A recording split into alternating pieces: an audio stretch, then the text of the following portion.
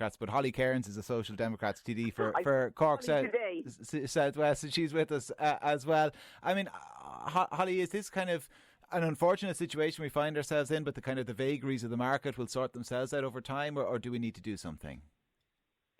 We certainly need to do something. I mean, shortages in Ireland for HRT are because people like Loretta, advocacy groups and health professionals like Kate and the media have been doing such an amazing job of raising awareness about menopause and treatment for menopause.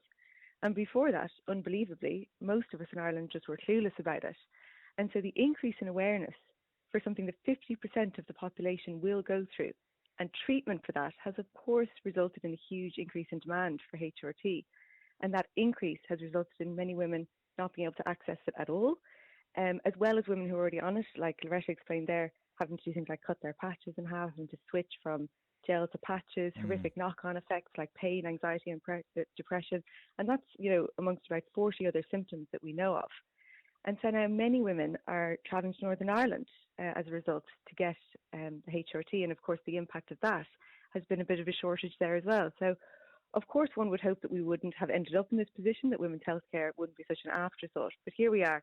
So I'm not saying I expected the government to predict a sudden uptick in awareness and demand, but I'm saying here we are and they need to act quickly. Although given what Kate said, the supply issue has been kind of 2 years in the making, maybe I'd change that. But the government needs to be looking to buy more HRT to ensure availability, as well as upskilling GPs and launching a public awareness campaign around menopause and treatment for it. For too long, women in Ireland have obviously been suffering in silence in relation to this. It's unbelievable we haven't heard more about it. In terms of the bigger picture, it probably is worth noting that this is a constant trend. Unfortunately, it seems we always have to fight to get basic healthcare for women. We don't hear about the same kind of issues for men's healthcare. And like I said, 50% of the population will go through menopause. We've all heard of women, I think, seeking medical advice and help and being kind of dismissed, being told to basically suck it up, or being misdiagnosed and put on antidepressants. So of course that could still be happening today, and the list goes on in relation to the experiences women have had, people like Tracy and Monica really informing your programme.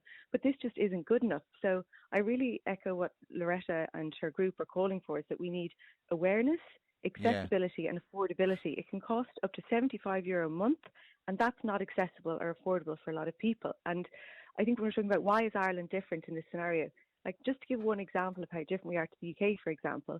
So I was reading earlier today that part of the problem with the discussion or lack thereof is the fact that Ireland has no faculty of sexual and reproductive health. Instead, we have gynecology or surgeon or GP. And in the UK, for example, they have a faculty of sexual and reproductive health whose job it is to manage menopause. Yeah.